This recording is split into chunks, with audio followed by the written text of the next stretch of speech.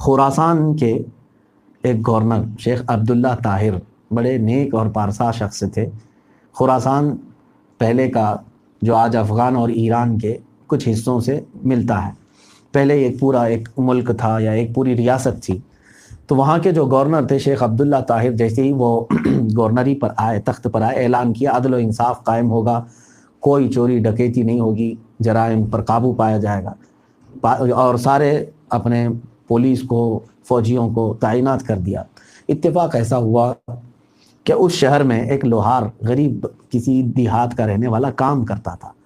وہ اپنے کام کاج کر کے، ہو سکتا ہے ہفتے کی چھٹی میں یا مہینے کی چھٹی میں گھر جا رہا تھا، رات کا وقت تھا، اور اسی دن اتفاق ایسا کہ وہاں پر شہر میں ایک بڑی چوری ہوئی تھی، اور چوروں کو تلاش کرنے کے لیے پولیس ہر جگہ پھیلی ہوئی تھی، ناکہ بندی چل رہی تھی، جگہ جگہ چیکنگ ہو رہی تھی، تفتیش ہو رہی تھی۔ اور پھر پولیس نے چوروں کو ڈھونڈ نکالا۔ 4 چور تھے جو رنگے ہاتھوں پکڑے گئے، سامان سمیت جو چوری کیے تھے۔ تو پولیس ان کو لے کر کے، ظاہر سی بات ہے، دربار گورنر میں لانے والی تھی، لیکن راستے میں ایسا ہوا کہ 4 میں سے ایک چور بھاگ گیا، فرار ہو گیا۔ وہ کسی طرح سے ان کو چکما دے دیا ہوگا اور نکل گیا۔ اب پولیس کی ڈیوٹی آپ جانتے ہیں، ان کو کھانا پوری کرنا رہتا ہے، اپنی ڈیوٹی۔ ہم نے تو دیکھا ہے ایسے ایسوں کو وہ لے کر کے آ کے کورٹ میں کھڑا کرتے ہیں جن کو پتہ بھی نہیں ہوتا کہ کون سا کیس ان کے اوپر ڈالا گیا ہے۔ راستہ چلنے والوں کو بھی لا کر کے ڈالا جاتا ہے، ان کی ڈیوٹی ہے وہ۔ لیکن ایسی ڈیوٹی کا کیا مطلب جو ناحق اور ایسے ہی بے قصور لوگوں کو سزا کے طور پر لایا جائے۔ خیر، پولیس نے کیا کیا، ڈر کے مارے، گورنر کے ڈر سے کہ 4 ہم پکڑے تھے اور یہ تو سب کو خبر ہو ہی گئی تھی، لیکن اب گورنر کے پاس، شیخ عبداللہ طاہر کے پاس جب ہم پہنچیں گے، 4 نہیں 1 بھاگ گیا ہے تو پھر ہم کو پکڑیں گے اور ہمارے ساتھ پتہ نہیں کیا سزا کا معاملہ ہو۔ تو انہوں نے سوچا کہ رات کا وقت ہے، کھانا پوری کریں، اس کو چوتھا کوئی لانا پڑے۔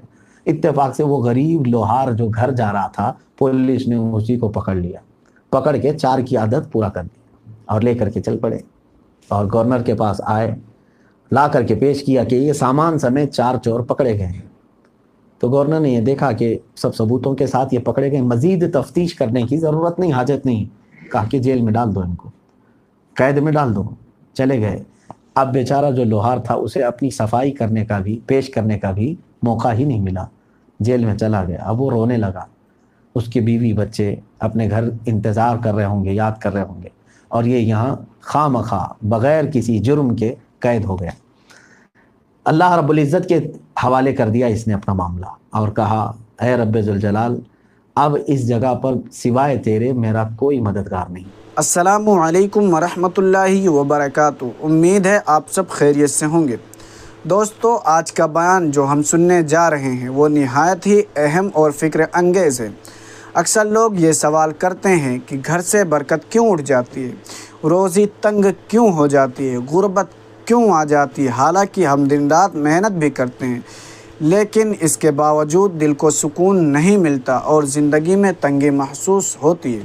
تو پیارے بھائیوں، آج ہم سنیں گے حضرت مفتی سلمان اظہری صاحب کا نہایت قیمتی بیان، جس کا عنوان ہے یہ ایک چیز سیکھ لو، گھر میں کبھی غریبی نہیں آئے گی۔ سوچنے کی بات ہے، اگر واقعی کوئی ایسا عمل یا ایسی عادت ہے جسے اپنا لینے سے انسان کے گھر میں ہمیشہ خوشحالی قائم رہے، غربت قدم نہ رکھے اور برکت بڑھتی جائے، تو ہمیں ضرور اس کو سمجھنا اور اپنی زندگی کا حصہ بنانا چاہیے۔ میں چاہوں گا کہ آپ سب آج کے اس بیان کو نہ صرف سنیں بلکہ اس پر غور بھی کریں، کیونکہ دین اسلام نے ہمیں ایسے اصول سکھائے ہیں جو نہ صرف آخرت کو سنوارنے والے ہیں بلکہ ہماری دنیاوی زندگی کو بھی سکون اور خوشی عطا کرتے ہیں۔ تو آئیے دوستو، اب بغیر کسی تاخیر کے سنتے ہیں حضرت مفتی سلمان اظہری صاحب کا یہ بصیرت افروز، اور آخر میں بھی اپنے کچھ خیالات آپ تک شیئر کروں گا۔ تو چلیے سنتے ہیں۔ نہیں، کیونکہ کس کو میں اپنی صفائی پیش کروں، خود پولیس پوری میرے خلاف کھڑی ہے، مقدمہ میرے خلاف ہی چلے گا، یہاں پر بچنے کا کوئی راستہ نہیں نظر آتا۔ وہ روتا رہا، رات گزر گئی، دوسری رات آئی۔ ظاہر سی بات ہے، اللہ رب العزت نے جو وعدہ فرمایا ہے وہ اپنے وعدے کو پورا فرماتا ہے، مومنین کے لیے وہ یقیناً وہ کافی ہے۔ دوسری رات شیخ عبداللہ طاہر جو گورنر ہیں وقت کے، شاید یہاں تک سنے ہوں گے نا، تو رات کو جب وہ سوئے، خواب میں انہوں نے دیکھا کہ 4 بھاری بھرکم جسم کے لوگ آئے ہیں، بڑے ہٹے کٹے لوگ، اور شیخ عبداللہ طاہر کا تخت اٹھا کر کے پلٹ رہے ہیں۔ ایسے تیزی سے پلٹا کہ ان کو گرنے کی آواز آئی، ان کو ایسا لگا کہ میرا سر پھٹ جائے گا۔ اچانک نیند کھلی، آنکھ کھل گئی تو چہرے پر پسینے کے آثار تھے، ساری چیزیں، گھبرا گئے، اور اس کے بعد جا کر کے وضو کیا، استغفار پڑھا، پھر سوئے۔ دوبارہ جب نیند لگی تو پھر خواب میں دیکھا پھر 4 لوگ آئے ہیں، 4 لوگ آئے، اب شدت سے پھر تخت اٹھایا، اٹھا کر کے اچھال دیا اور پھر پٹک دیا۔ ان کو ایسا لگا کہ میرا جسم ٹوٹ گیا۔ پھر آنکھ کھلی، فوراً گئے، وضو کیا، پھر آپ نے درود پاک پڑھا، آیتیں پڑھی، اس کے بعد سوئے۔ تیسری بار نیند لگی، پھر وہ 4 لوگ آئے، تخت کو اٹھایا، 3 بار ہوا، اور پھر جیسی پٹکے آنکھ کھولی، آپ نے اس کے بعد وضو کر کے مصلی بچھایا، نمازیں پڑھی، دعا کیا، بہت ساری چیزیں، اس کے بعد سوئے۔ تو چوتھی بار پھر وہی خواب آیا، ایک رات میں 4 مرتبہ سیم خواب آنا۔ 4 لوگ آ رہے ہیں، تخت اٹھا رہے ہیں شیخ عبداللہ طاہر کا، کس کا؟ جو گورنر ہے، جو حاکم وقت ہے، پلٹ رہے ہیں، اور ان کو ایسا لگتا ہے کہ میں ابھی ٹوٹ کر کے بکھر جاؤں گا، ہڈی پسلی سب ٹوٹ جائے گی۔ چوتھی مرتبہ اٹھنے کے بعد پھر آپ بستر پر نہیں سوئے، آپ کو بے قراری ہو گئی، بے چینی ہو گئی۔ اس کے بعد ان کو ایسا لگا کہ کچھ تو غلط ہوا ہے جو مجھے اس طرح کے خواب آ رہے ہیں، کچھ تو ہوا ہے۔ دن بھر کا انہوں نے حساب دیکھا کہ آج عدالت میں کچھ ہوا یا کسی کے ساتھ کوئی معاملہ۔ آخر میں یہ جو کل قید ہوئے تھے 4 چور، ان کے بارے میں ان کو تفصیلات نہیں معلوم تھی۔ جیلر کو بلایا، جو جلاد ہیں، قید کرنے والے، کہا کہ کل جو 4 چور لائے گئے ہیں ان کا کیا حال ہے؟ کہا کہ حضور وہ چوری میں پکڑے گئے تھے فلاں فلاں۔ کہا کیا وہ سب کے سب مجرم ہیں؟ تو جیلر نے کہا یہ تو میں نہیں کہتا، لیکن اس میں سے ایک بندہ ایسا ہے کہ وہ رات بھر نماز پڑھتا ہے، رات بھر، اور دل سوز دعائیں کرتا ہے، رکت انگیز دعائیں کرتا ہے، صبح تک وہ اسی طرح عبادت میں رہتا ہے، جس کی وجہ سے میں بھی نہیں سو پاتا۔ میں اگر آرام کرنا چاہوں تھوڑی دیر کے لیے تو نہیں سو پاتا، اس کی دعائیں ہوتی ہیں۔ شیخ عبداللہ طاہر نے کہا کہ اس کو بلواؤ جیل سے۔ جیل کا دروازہ کھول کر کے بلایا گیا تو وہی لوہار تھا جو بے قصور گرفتار ہوا تھا۔ وہ آیا، شیخ عبداللہ طاہر نے پوچھا کہ تیرا کیا معاملہ ہے؟ کہا کہ حضور میں اپنی صفائی دینا چاہتا تھا، مگر مجھے موقع ہی نہیں دیا گیا۔ میں بے قصور آدمی ہوں، میں لوہار ہوں اور غریب بستی میں رہتا ہوں، دن بھر کمائی کرتا ہوں یہاں پر، اور آج کئی دن کے بعد اپنی آمدنی لے کر کے میں اپنے وطن لوٹ رہا تھا، بیوی بچوں کے لیے کچھ چیزیں لے کر کے، لیکن آپ کی پولیس نے بیچ راستے سے مجھے دھر لیا، پکڑ لیا، اور ان چوروں کے ساتھ مجھے ملا کر کے لے آئے۔ تو شیخ عبداللہ طاہر کو یقین ہو گیا کہ یہ بندہ بے قصور ہے۔ پولیس کو بلا کر کے پوچھنے کے بعد، ان کو ڈانٹ ڈپٹ کرنے کے بعد پتہ چلا کہ ایک بھاگ گیا تھا اور اس کو 4تھے نمبر پر ان لوگوں نے شامل کر لیا۔ ان کو بہت ندامت ہوئی، شرمندگی ہوئی۔ گورنر کو، حاکم وقت کو رونے لگے، اور اس کے بعد کہا کہ میری آپ سے 3 حاجتیں ہیں۔ کون کہا؟ حاکم وقت شیخ عبداللہ نے۔ پہلی چیز تو یہ ہے کہ اے بندے، تو لوہار ہے، غریب ہے، جو کچھ بھی ہے، پہلی چیز تو یہ ہے کہ تو مجھے معاف کر دے، مجھ سے خطا ہو گئی ہے، غلطی ہو گئی ہے، ناحق میں نے تجھے ایک رات قید میں رکھا، 2 رات قید میں رکھا۔ دوسری چیز یہ ہے کہ میں 1000 درہم، اس وقت چاندی کے درہم ان کو ہدیے میں دے رہے تھے، یہ آپ قبول کر لیں میری طرف سے۔ تیسری میری طرف سے ریکویسٹ یہ ہے کہ زندگی میں جب کبھی تمہیں کسی مال کی، کسی بھی چیز کی حاجت ہو، میرے پاس آ جانا، اور یہاں میں لکھ کر کے رکھوں گا کہ تمہیں کوئی نہیں روکے گا، جتنی جو چیزیں ضروری ہوں وہ لے جائے، کیونکہ میں اپنے یہ 2 رات جو تم پر ظلم ہوئے اس کا کفارہ ادا کرنا چاہتا ہوں۔ اب اس لوہار نے جو بات کہی وہی اس واقعے کا خلاصہ ہے، اس واقعے کا لب لباب، مغز اس کا یہی ہے۔ اس لوہار نے کہا حاکم وقت، حضور والا، آپ کی جو یہ ریکویسٹ ہے، آپ کی جو حاجتیں ہیں، اس میں سے 2 تو میں قبول کرتا ہوں۔ پہلی چیز آپ نے کہا معاف کر دیں، میں نے معاف کر دیا آپ کو، کیونکہ خطأً ہوا ہے، سہون ہوا ہے، جان بوجھ کر کے آپ نے نہیں کیا تھا، میں نے معاف کر دیا۔ دوسری چیز آپ نے 1000 درہم مجھے نظر کرنے کی بات کی ہے، میں وہ بھی قبول کر لوں گا، کیونکہ ہدیہ ہے، میری حاجت ہے، آپ مجھے دے رہے ہیں، میں قبول کر لوں گا خوشی سے۔ لیکن تیسری بات آپ نے جو کہا کہ جب جب ضرورت ہو میرے پاس آنا، مجھے یہ منظور نہیں۔ تو حاکم وقت نے کہا کہ اس میں کون سی قباحت ہے؟ تو اس لوہار نے کہا میں نے ایک رات مصلی بچھا کر اس سے لو لگایا تو اس نے ایک رات میں 4 بار تمہارا تخت پلٹا۔ جو 4 بار تمہارا تخت پلٹ سکتا ہے میری ایک آواز پر، تو پھر میں اسے چھوڑ کر کے کسی اور کے پاس کیوں؟ حسبہ و نعم الوکیل نعم المولا و نعم النصیر۔ اللہ ہمارے لیے کافی ہے، کیا ہی بہترین مولا ہے، کیا ہی بہترین مددگار ہے۔ اور اس نے قرآن میں فرمایا یا ایھا النبی حسبک اللہ، اے نبی اللہ تمہارے لیے کافی ہے۔